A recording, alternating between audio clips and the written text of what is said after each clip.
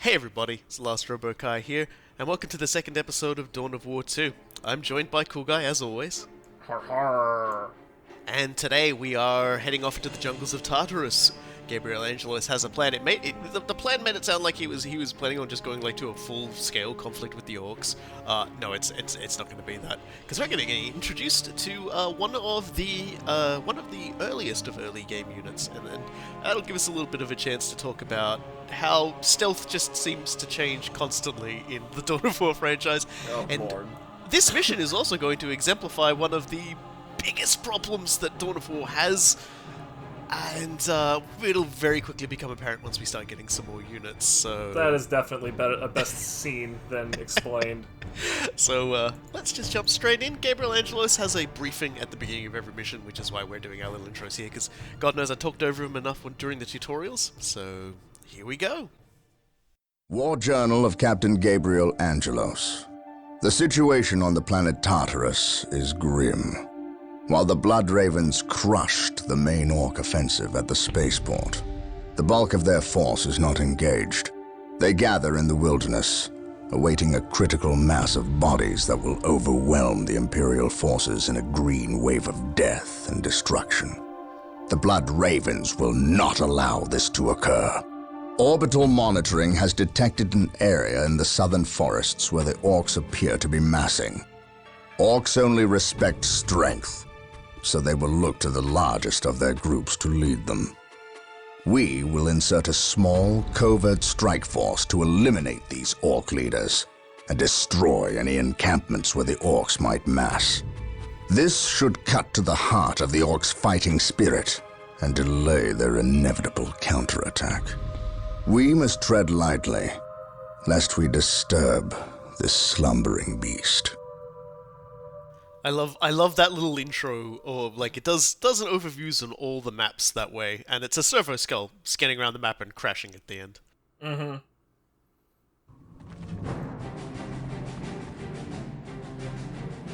You have your orders. Now go. And may the Emperor protect you. I do not care for all this sneaking about. I know, old friend. You always have preferred the direct approach. We have the Imperial Guard. Why not send them into battle instead of treating them like glorified shepherds? If we meet the Orcs in force, they cannot possibly stand before us. We have fought the Orc 100 times before. They thrive on war. A direct assault on them would likely improve their morale and simply attract more of them. The casualties would be enormous. What are the Imperial Guard for if not to die for their Emperor? At the very least, we should retain a regiment to remain at our core. We have little support this far out. We would not want to be remembered for our carelessness. We, old friend? Or me? We are brothers, Gabriel. You know better than to ask that question. I know what this is about. There was nothing you could have done to save Cyrene. Do not mention that place again, Isidore. Cyrene was my homeworld. My responsibility.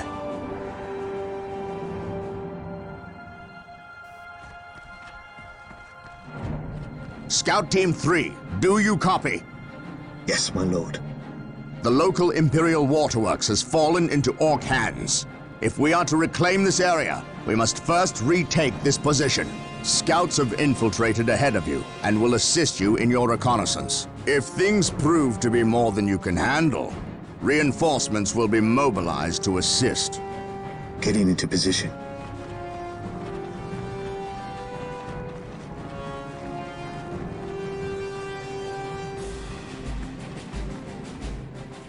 So the mission begins. We'll be playing as scouts for the beginning of the mission.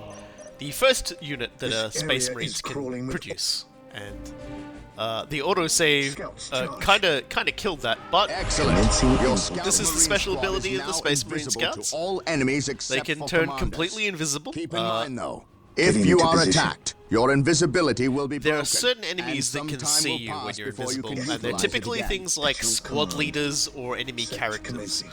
Otherwise, you're pretty Commencing invisible, infiltration. and so long as you don't patrol. break it, you can just pretty much walk up next to somebody and just go, "Hey, how's it going?"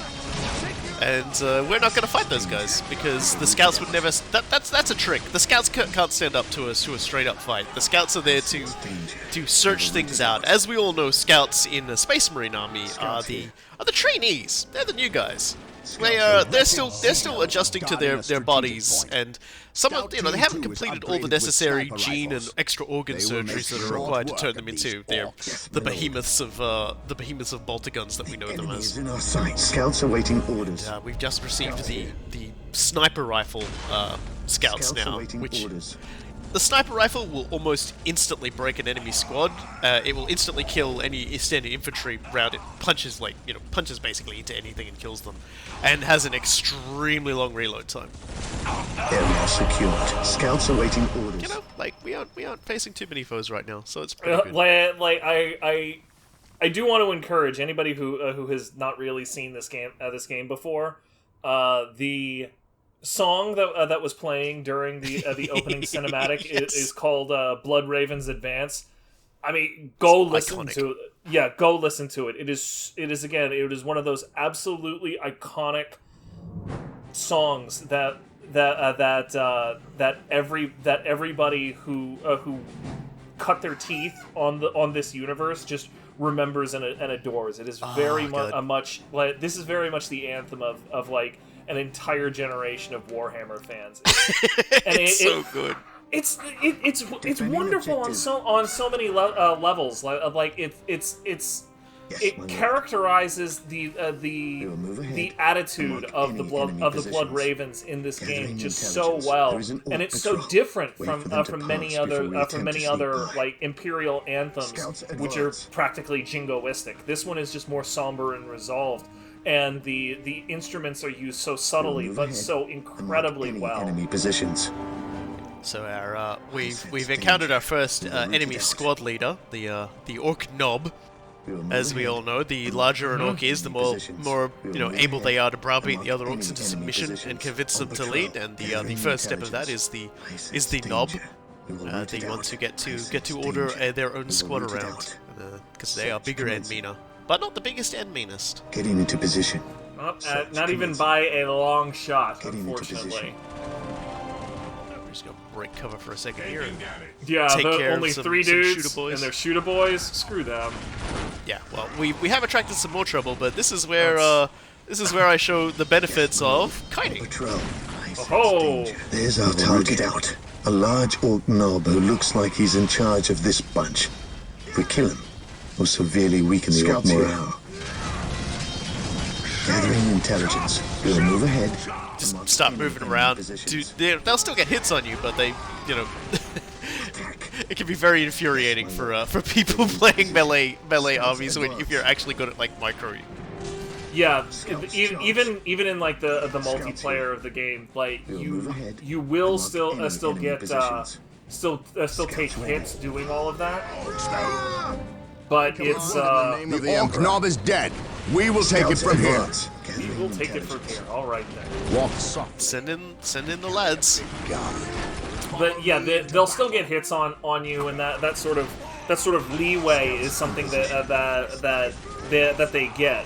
So you can't do that forever, but it gives like ranged units a fighting chance if they get caught into melee, rather than it simply being okay. Well, that's the end of that story.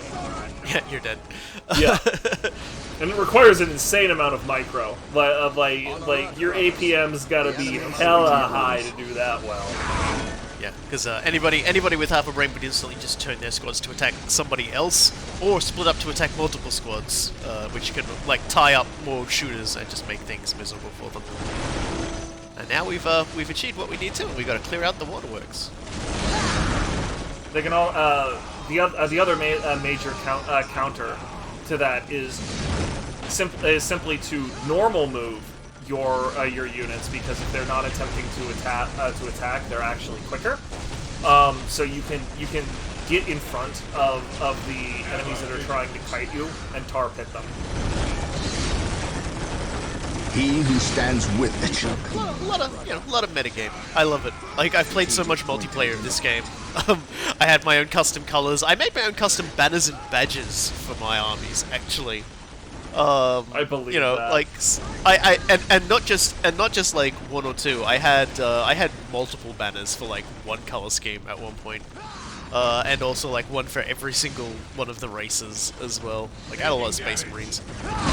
I like the Space Marines the most. The Space Marines for me are good, solid, and easy to figure out. They're also very tactically flexible, whereas a lot of the other races simply are not. Now, during certain iterations of the game, that hasn't really mattered. I'm certain a lot of Dawn of War 1 veterans, now that we're talking about multiplayer, are trying to queue up a whole bunch of Dawn of Eldar jokes for the comments. Trust me, we've heard all of them. We've heard all of them. It's not necessary. Yeah, But so we're yeah, parking our dudes at the top of the hill and we're putting him in a hold ground stance so they won't move at all. They'll just gun down any orcs that like come within heavy bolter range. It's time to build! And yeah, it's time to build and it's time to start getting the requisition going because we're going to need a lot of it to establish ourselves. I think it's probably the best time to also talk a little bit about Infiltration and how it's evolved over the course of Dawn of War. It feels like every single expansion they changed how it worked. In this game, it's like permanent unless you're spotted, in which case like there's like a cooldown on it before you can use it again. Later versions, they'll have an energy usage for it, so it's like you can only stay that way for a certain amount of time. In other iterations, I can't remember which expansions these ones are for either. It just becomes permanent once you like learn it, and so your units can fire and act while invisible, and the only way that they can be spotted is if you have a leader unit. I think that was Dark Crusade that implemented that one because it makes the stealth units of the tower a lot more capable. But it's like they stealth Infiltration just changed so many times over the course of Dawn of War. they really couldn't make up their minds on exactly how they wanted that to happen. It was so hard for them to balance, and I love it. I mean, because even in the tabletop, that sort of infiltration mechanic is one that is, it changes a lot because it's really difficult to balance. If we don't have a bunch of Warhammer 40k meme lords in here, I think the prime example of this was Ursarkar Creed, who was the supreme commander of Cadian forces, and if you had him as your commander on a tabletop battle, you could choose to infiltrate one of literally any unit up to and including a scout titan. Which yes, that was in the I think they called it Apocalypse as well. It was like the big super units of I think it was like 4th or 5th edition. Like we're quite a lot of editions gone now. Like the entire scope of like Warhammer 40,000 has changed. Cadia has fallen. Yeah. There are now Marines that are bigger than Marines. Hey man, like the Primarch of the Ultramarines is back. We had absolutely no concept of the story moving forward after something like 30 years when we were memeing about Creed. Like we were 25 years or something into a 30-year stasis. Like the status quo of the Warhammer 40k universe was older than both. Yeah, it was pretty rock solid. Everyone figured, oh, there's no way anything's gonna happen now. And now, there's a giant tear in real space that Abaddon's zooming around trying to make bigger because he just if he swallows the entirety of the galaxy into the warp, then he wins. Oh my god. Love the noises of the freaking Ephrael orc. Stern, Sister of Battle, is no longer just a comic book character. She has a tabletop model. How fucking wild is that? Yeah, I'm sorry, that's one that I keep forgetting because my brain rejects it as real. I'm kind of happy because I love Demonofuge. Dude, I love her. It is such a good series of comics from Warhammer Monthly. No joke, man. Which is incredibly old, way older than Dawn of War is. I thought that it was absolutely impossible that the Sisters of Battle would ever get any real love ever. It denies faith. Yeah, they're sort of getting a lot more prominent in they did a big trailer for new Warhammer 40k stuff, and Sisters of Battle were in it. Like they were fighting Necrons alongside Space Marines and doing pretty cool things. Like a Space Marine saves the Sister of Battle, and then the Sister of Battle saves the Space Marine. It's like wow. It's like they're actually people. It's incredible. Engaging. I love it.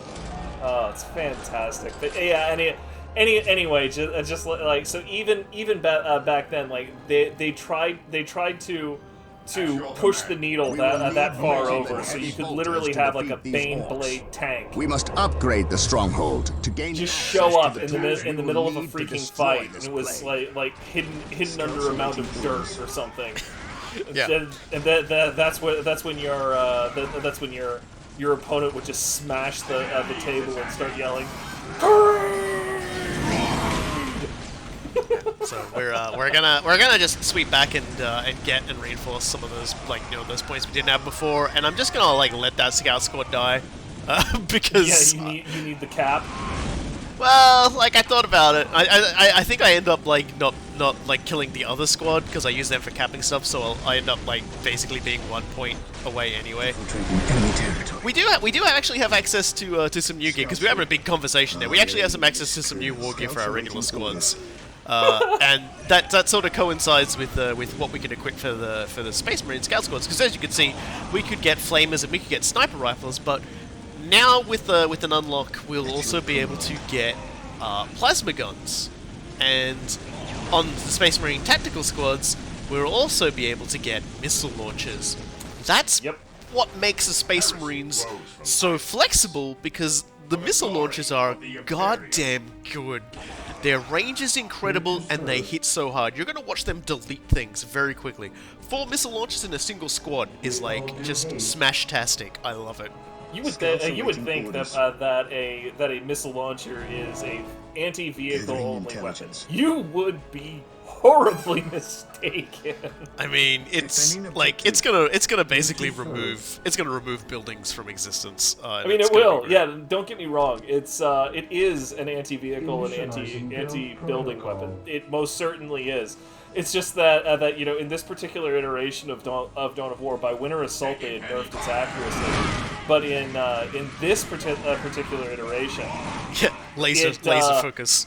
It is you might as well be throwing a laser pointer at something. So you tell that missile launcher to shoot the orc knob is just going to disappear. It's very important to note that Avitus was canonically in Dark Crusade. He's not here, so he won't be randomly. If there's not going to be a guy with a missile launcher randomly shooting off into the distance. There is no Catvitus in this iteration of Dawn of War.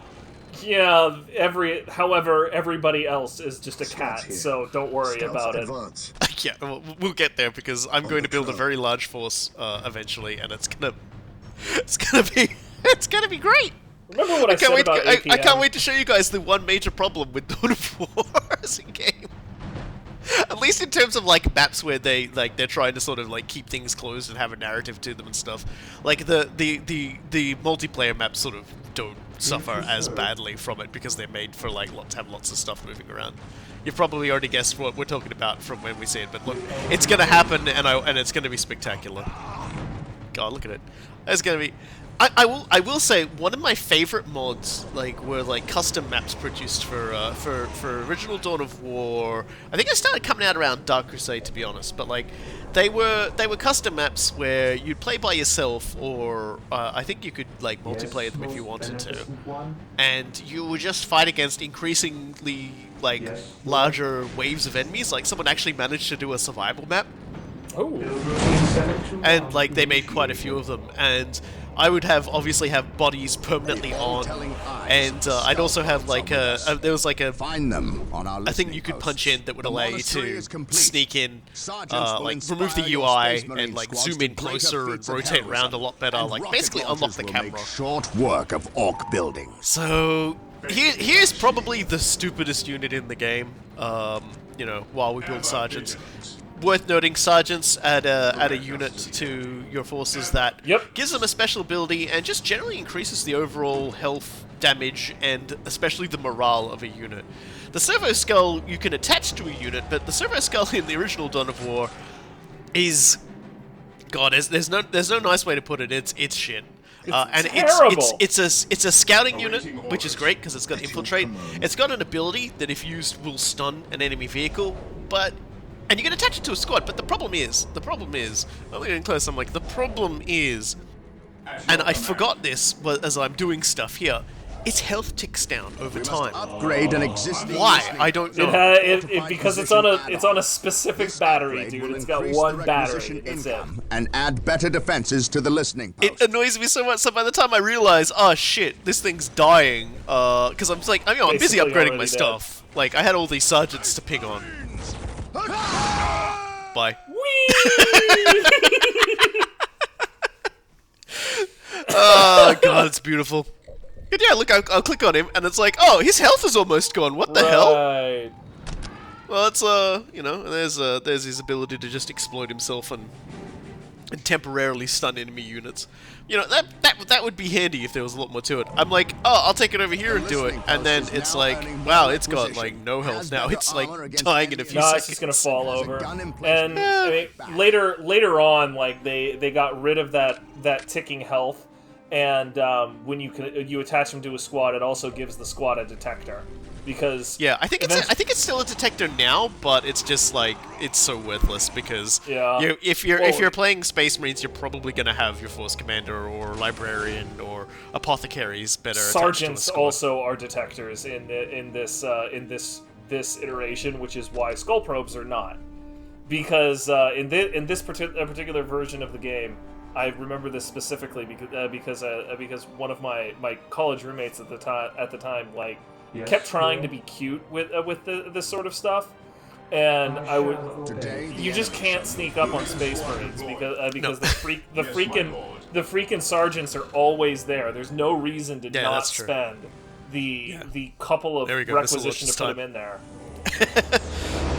And like you can sort of see even now the scale of Dawn of War compared to Dawn of War 2. Dawn of War 2 was a lot more intimate, even in multiplayer. A lot less units, a lot smaller units. You can already see we're starting to take up a lot of space with a lot of squads. Like the unit cap for this mission is 20, and we're gonna hit 20, and we're gonna have so many dudes. I feel like I said this back when we did Dawn of War, but it's been a hot second since we did Dawn of War 2. That I really feel like Dawn of War 2 is a real-time tactical versus a real-time strategy. But yeah, this is a like, Dawn of War 1 is a real-time strategy in the classical sense, but it brings so much extra to the table. Like it has its very own personal style, which was so refreshing because for the longest time, everybody had just been trying to ape StarCraft, and they weren't doing it very well. There is only one other RTS aside from the Dawn of War franchise, particularly Dawn of War 1, that I love almost as much as Dawn of War for what it does with real-time strategy games. StarCraft is one of them. Warcraft 3 is one I'm particularly fond of as well. But the fourth one that sort of sits up there with them as well, it may be a controversial one for a lot of people. Battle Realms. I never played that one, so I can't. Battle Realms is like the Weeaboo RTS game, but it was so good. Probably one of the most balanced games I've ever played too, somehow. Until at least the expansion, I believe. Attacking as ordered. Or at least if you didn't include the heroes that you could get in the game, it was definitely the most balanced. When you start involving the heroes in Battle Realms, the game balance sort of like explodes. You can just sort of see what the missile launchers are doing already. Like I've got 8 missiles basically flying it out at any given moment, and as you can see when they hit things, that thing just disappears. Yeah, 2 squads with missile launchers, and I can delete any building or vehicle in like a matter of seconds. It's beautiful and it's gross. Whee! Look at that! Look at that! Didn't even need all of them. Just throw an ordnance out. Goodbye, buildings. Yeah, that was nice knowing you. You need to seriously you need to identify and tie up a Space Marine missile launcher unit very quickly. Secured. Hey, Gabriel Angelos, fighting a knob. Knob dead. Yeah, that didn't last real long. And I'm still attack moving for the moment, except like I attack move my main set of everyone, and then I'm like more micromanaging my missile units so that they're actually like attacking structures. And you know, we haven't encountered a vehicle yet, but there will be some in this. Quite famous ones in this one, to be honest. Pile of guns. Best building ever. It really is. That's where orcs get all their upgrades, get all their dagger from. A grot just goes into like a pile of it, and hands it to a mech boy, and he just goes, "Oh yeah, I got that." So you can sort of see a lot of the guys are sort of hanging back. The nice thing about your missile launcher troops is they will stop at maximum range from missiles. They will not move in to get into bolter range to try and shoot things. Basically, the range of a squad that they will move to is the maximum range for the unit's like longest range weapon. Okay, Gabriel, what are you doing? You don't want to do it? You don't want to fight it? He's styling. He's like, he's just... no, I'm not gonna do it. I'm not gonna fight it. I can't fight this war banner. He's just dabbing on people. The Emperor protects. I'm just waiting for the music to kick in Follow again. me into battle. I feel like it's gonna do it any second now. I mean, I'm pretty certain that was not something that they explicitly coded into the game, like to have these longer breaks. I'm pretty sure that that's just like a quirk of the game. They're just like, whatever. Here we go. There it is. This is the orc theme, I believe. We stand ready. None shall stop. I actually still have the entire like OST for Dawn of War 1 in MP3 form just on my computer when I listen to it. Oh man, it is It's so definitely Orders received. it is definitely a album to study and jam to. Oh hey, Glorious I command in the name of the Emperor. Oh no, he's dead! Oh no, he's okay. fuck you! It was actually an orc with sync killing Gabriel Angelos. There, I didn't notice it. Otherwise, I'd have just like kept watching it. Not falter. It's kind of funny actually because of how the models are and everything like that. I always saw Gabriel Angelos as more like being a bit more like the Captain Picard kind of character. You know, the well-spoken, intelligent sort of one. But like in like Dawn of War 2 and 3, he comes across as a bit meatier and tougher and grizzled, which is kind of funny because this is straight after he's bombed his homeworld. But it's just like he just, I don't know, he comes across as a little bit more measured in this one. He's definitely more refined in this game than he ends up being in some of the other games, which I've always felt is a bit of a mistake because there's no end to grizzled, hard-bitten, hard men in the Space Marine ranks. But yeah. Angelos is one of the only ones who is identifiable as a true like consummate career soldier. You know, like he doesn't really care that much about beating his chest and so forth. He just wants to get the job done. Yeah. Blood Ravens in particular, the way they tend to function is they do a lot of pre-planning before a fight. They do a lot of work, and that they have a significantly higher number of librarians than most other chapters. They're otherwise fairly close to the Codex Astartes. And it's suggested that the librarians spend a lot of time scrying enemy positions. Beware, brother. And hey, look, it's Killican! Killican! It is devastating in close Hey, quarters. look, Killican just lost half its health. It will shrug off small We arms stand fire. ready. That was its introduction. It's going to go off and kill some Imperial Guardsmen now. To destroy the abomination. It's to show you just how lethal this thing is in close combat. So we're going to go rescue those guys. I mean, look at him. Look at the... It just, straight away, it just picked up a guardsman and killed him. And as you can see, the missiles hitting him do barely any damage. So long as he's sync killing, he's going to be like extremely hard to get rid of. It's still going to do a thing. Yeah. Man. God, the sync kills for look at it. All that blood everywhere, I love it. Hyper violence. Everything's just these poor Imperial Guards. Okay, there we go. There and we go. we get those Good Imperial God. Guardsmen now. They're ours now. And we can reinforce and arm them as we see fit. I was a little sad when they traded in the Killican for the Death Dread in Dawn of War 2, just because Killican is so much funnier to say. Yeah, it's kind of funny actually because I think in essence the Killer Can and the Dread are sort of the same thing in the original Dawn of War, because when you click on it, it's got an orc voice in it, whereas Killer Cans are piloted by Gretchen. Right, they're supposed to be piloted by the little guys. Which is really kind of funny because like I've always liked the lore. I probably talked about this in Dawn of War too, but I always liked the lore for it because when the mech boy basically welds this Gretchen inside of a can, one of the first things they do is go and beat up anyone who ever picked on it that it remembers.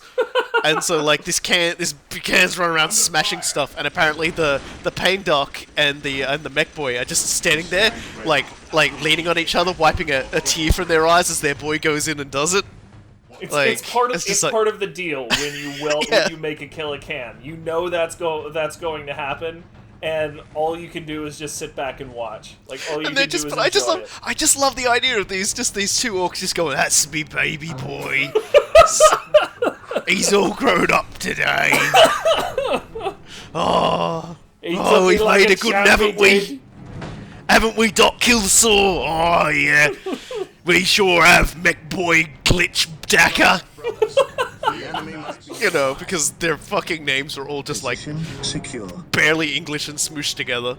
So you can give Imperial Guard squads. You can make like a bazillion of them in this, and you can give them either plasma guns or grenade launchers. Give them grenade launchers because they will just knock things over and stun lock them for forever.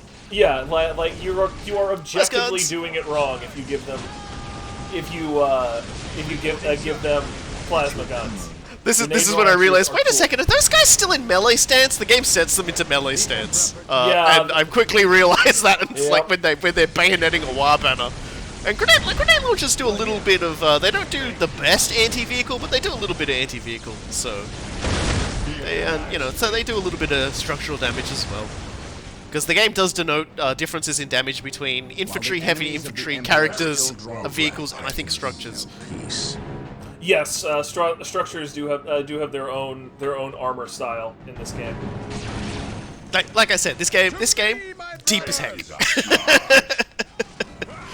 It's amazing how like in the first episode I had completely forgotten that light cover was a thing, but even just like we're light cover, negative cover, heavy cover. Everything has been coming back to me so quickly. Just like I absolutely adored this game, and it's all coming back the longer I watch it.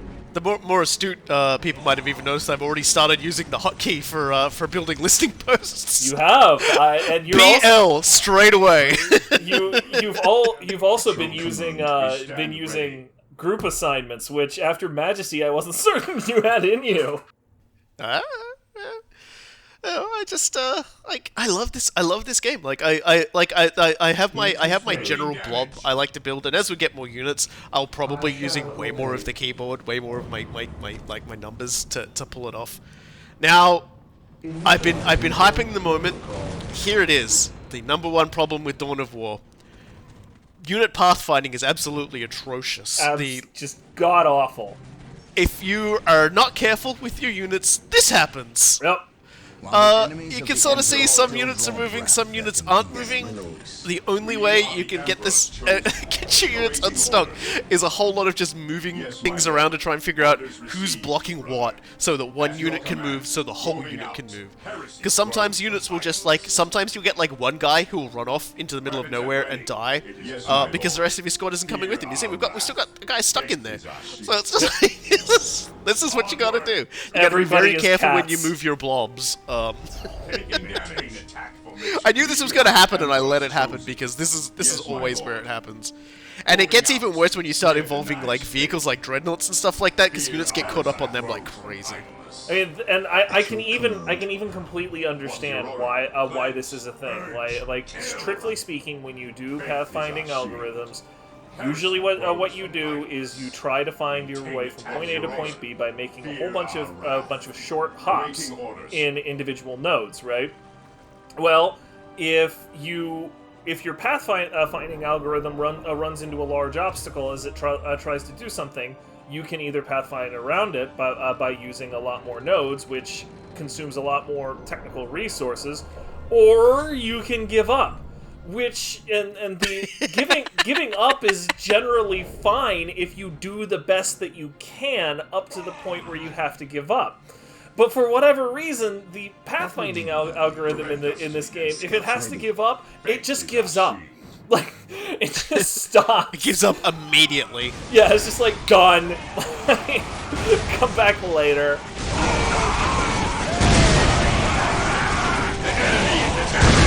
It's just like a unit of 3 dudes caught up somewhere, like, running. And they're not coming back. Where are they so, even like, going? Like, I don't understand. Yeah, like, I don't know. They're attack moving. They should stop. But because the pathfinding is just borked as anything. They are living their best lives up there, which is quickly going to be over. Yeah. Taking heavy fire. It's fine. We can rebuild them. I guess. I love this game so much. I love so like insane. yeah, like it can be like the worst thing in the universe when you're playing multiplayer. But when you're playing multiplayer, you're probably more inclined to just go, well, I was going to replace this unit anyway, and then just hit delete while they're selected and remove them completely.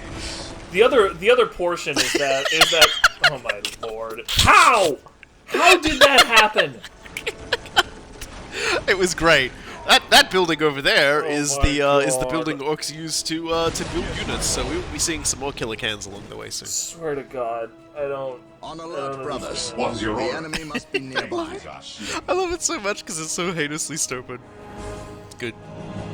Like I said, try to do your best instead of just giving up. Because if you just give up, you have something that is just absurd.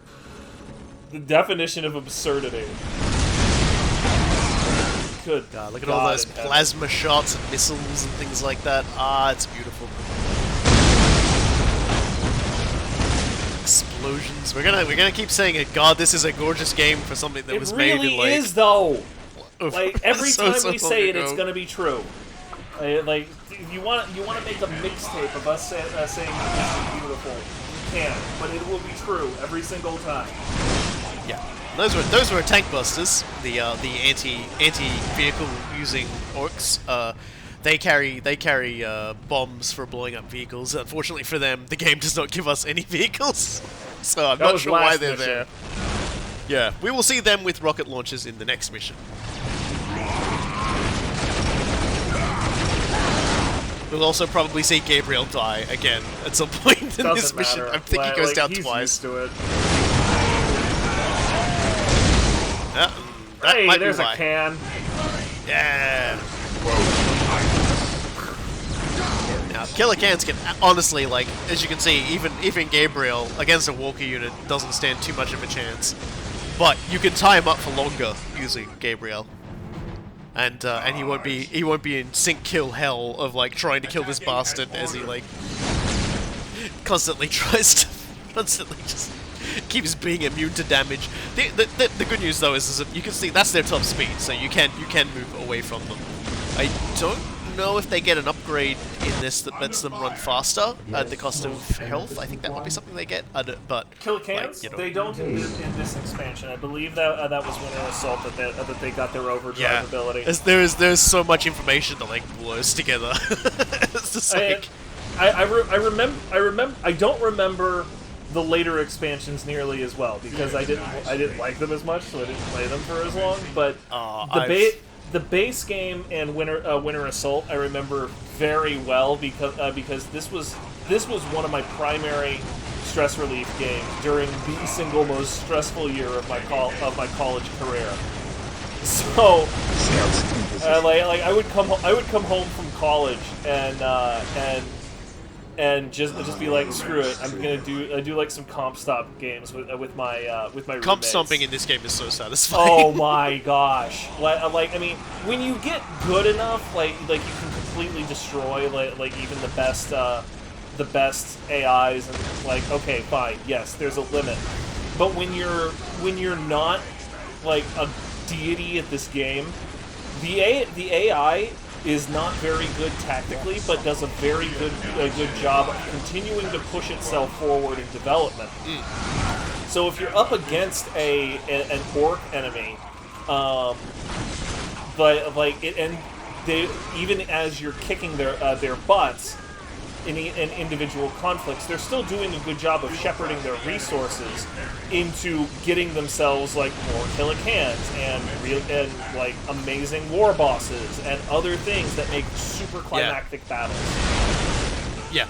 It's so much fun.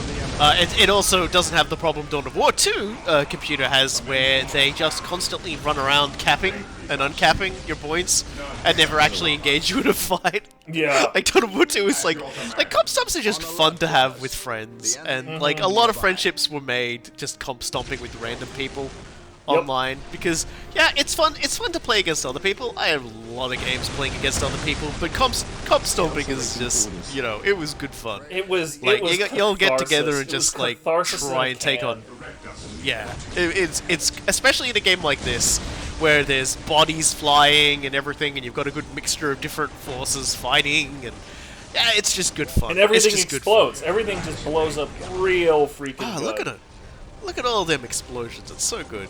Canned catharsis, just add water. I absolutely adore it. Pow! On alert, brothers. The enemy must be nearby. Just making sure there's not any more. I don't have to destroy everything. I pretty much only have to destroy some key buildings in certain locations, but goddamn, I'm gonna sweep this place clean. They give you the opportunity to run roughshod over an entire map. If you don't, you're kind of doing While it the wrong. enemies of the Emperor still draw breath, there can be no peace. Alright, let's just march everybody north. That actually Gabriel's was also Gabriel's kind of a brilliant thing about the default multiplayer mode. By the way, is that the destroy key buildings thing also goes over into there. So like, if usually it's destroy all of your enemy's strongholds.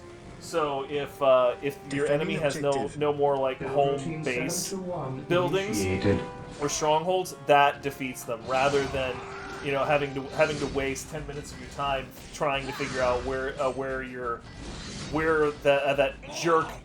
that jerk Johnny or Billy like put the last Talk to Webway Gate. fucking guy put his last Webway gate. Awaiting orders. Initiate. One of my absolute most favorite victories playing just normal vanilla Dawn of War multiplayer was I was playing against a guy who was just known for cheese spamming the best units in one particular faction and just like attack moving over everybody, and he would talk so much shit while he was doing it, and I fought him as orcs. And I basically used the fact that orcs have a lot of vehicles that can be high capacity for troops to zoom straight through his lines, because his amazing units couldn't kill all of my troop carriers, including like a particularly powerful one we'll see in a later mission. Oh. And he literally cried that he had the best units and was spamming them and couldn't beat me because I drove into his base and killed his structures. Yeah. What's even better about that one is watching all of them just pop out with the transport guys. Looks great. I must speak with the captain. He is giving the Emperor his praise. Leave him this moment. Yes, brother librarian. We completed our sweep of the area and can find no more orcs. Indeed. Tell your squad to move ahead and clear the company's path. Yes, brother librarian.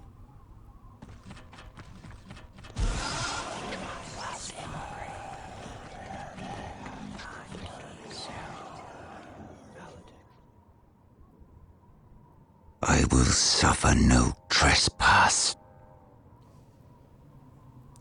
Well, that was ominous. Wow, I wonder what that could have been. It's a name I have shouted angrily before. It's a name a lot of cats have shouted angrily.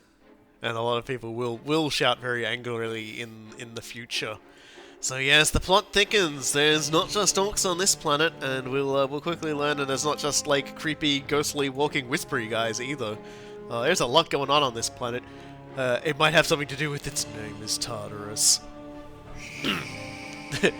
Names are always significant, except when they're not. I always like that one Games Workshop campaign they did in White Dwarf. That sort of became like canon, because obviously it was the game designers working on it. And I think it was just named after a street that one of them lived in when they went and played at his house. and it ended up becoming like important canon to like the Dark Angels. Like, I don't one know of which the- one you're talking about. I'm gonna have to give you the I can't podcast pronounce it story. right, but I think it's like Piscina, Piscina. It's canon to a few of the Dark Angel characters. I think there's like a Sergeant Newman who gets mentioned a lot. He was actually like a character in Andy Chambers' Dark Angels army. Andy Chambers being quite famous for his extremely long hair and beard. Looking a bit like a crazy metal man. I think he's actually a writer for Blizzard now. He might have Amazing. shaved as well. I don't know, but Amazing. yeah, it's funny. But anyway, that's the second mission. And there is still more to come because next time in Dawn of War, we do one of the fun kinds of missions that these games tend to have. Yes, we have to hold out a position for a certain period of time while waves and waves of the enemy crash against us. We were talking about how fun it is that that this game loves to pressure you when you play a comp stomp. Well, this is going to be exactly that. We're just going to be fighting off waves and waves of orcs while trying to rescue civilians. So that's next time. I've been TheLastRoboKy, And I have been Coolguy. and we will see you all in the next episode.